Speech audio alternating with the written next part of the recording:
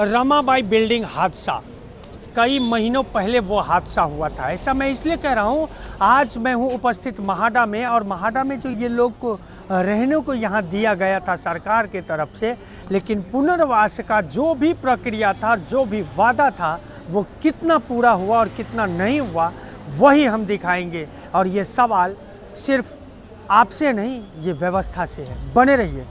ताई, क्या हुआ जब रमाबाई बिल्डिंग हादसा हुआ? आप लोग तो वहाँ साक्षी हो, भुक्तभोगी कहा जाएगा, जान बची, यही आप लोग भगवान की इस आशीर्वाद कहा जाए।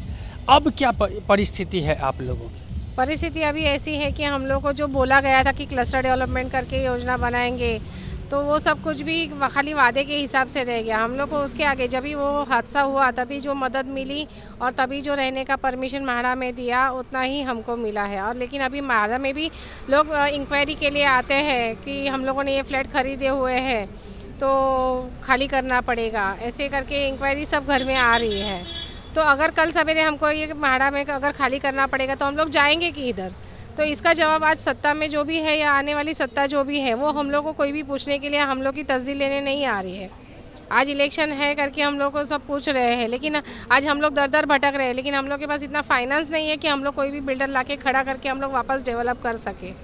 हाँ, मतलब एक उदाहरण सी हो गई है। 41 बिल्डिंग के रहवासी हो या फिर रमाबाई बिल्डिंग हादसा, लोगों को मदद जब नहीं मिलती है व्यवस्था से, मैं किसी पार्टी, किसी पक्ष, किसी नेता का बात नहीं करता हूँ। आज परिवहन मंत्री, वो भले ही नेता हो लेकिन है तो परिवहन मंत्री ना, वो सत्ता के जिम्मेदार पद पे है ना, तो वादा क्यों किया? यहाँ पे यही सवाल होता है। उन्होंने वही सब सहूलियत हमको करके देनी चाहिए थी, या फिर उसके बाद भी आज 4 महीने के ऊपर हो गया है, लेकिन उन्होंने ना हमारी पूछताछ की, ना ही हमको आगे के कुछ नियोजन बताए गए कि हम आपको ऐसे नियोजन करके वापस घर मिलवा के देंगे।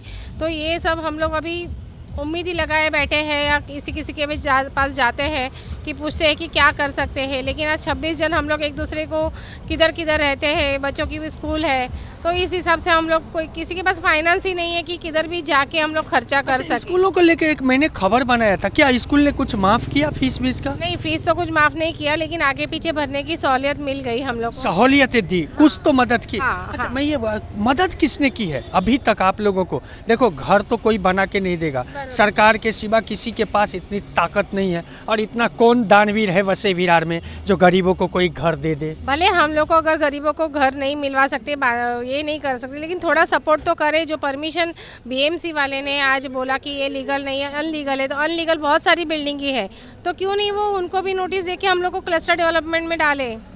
वो भी तो कर सकते हैं ना। गवर्नमेंट सत्ता में है तो उनके हाथ में ये अथॉरिटी भी तो है ना।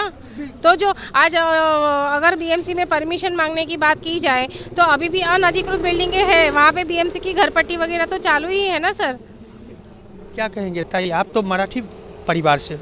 हाँ, मैं तो मराठी परिवार से। क्या मतलब कुछ आशा दिख रही है कि जिसने वादा किया वो निभाने? तो कुछ बताए भी नहीं, 4 महीना हुआ तो कैसे आशा रखे? ऐसा है ना। 4 महीना? हाँ, 4 महीने हो गया हम इधर रह रहे हैं। 4 महीने हो गए हैं। ताई, आप कितने साल से रह रहे थे? भाड़ा में तो 4 महीने से ही। हाँ, और वहाँ रमाबाई 15 साल हुआ। और जो वादे किए वो सब झूठे? साल से रह रहे थे रमाबाई अपार्टमेंट? 15 वर्ष।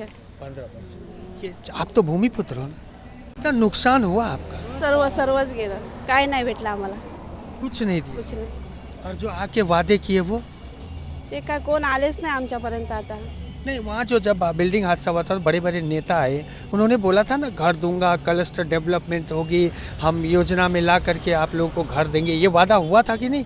होता, पण ते म्हाडामध्ये दिलंय ना राहायला थोड़े ये दिवसासाठी। तो टेम्पररी है, ये तो यहाँ से फिर कुछ दिन के बाद जयराम जी की हो जाएंगे आप लोग को। हाँ, बोलिए। हम लोग को गवर्नमेंट से ये पूछना है कि आपने जो हम लोगों को प्रमाण पत्र दिए गए हैं, तो वो बेसिस पे हम लोग क्या कर सकते हैं?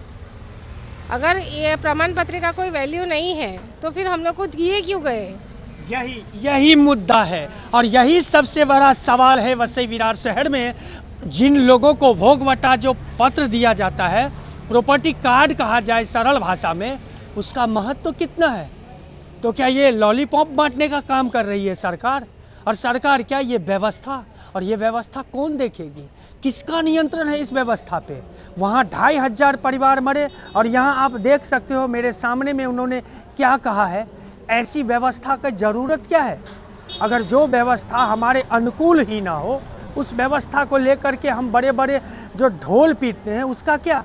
दोस्तों प्रतिक्रिया कमेंट के माध्यम से दे, और ये व्यवस्था जो सरकार है वो कब राहत लाएगी 41 बिल्डिंग के रहवासियों के लिए, और रमाबाई हादसा जो हुआ था उसके जो पीड़ित हैं उनके लिए।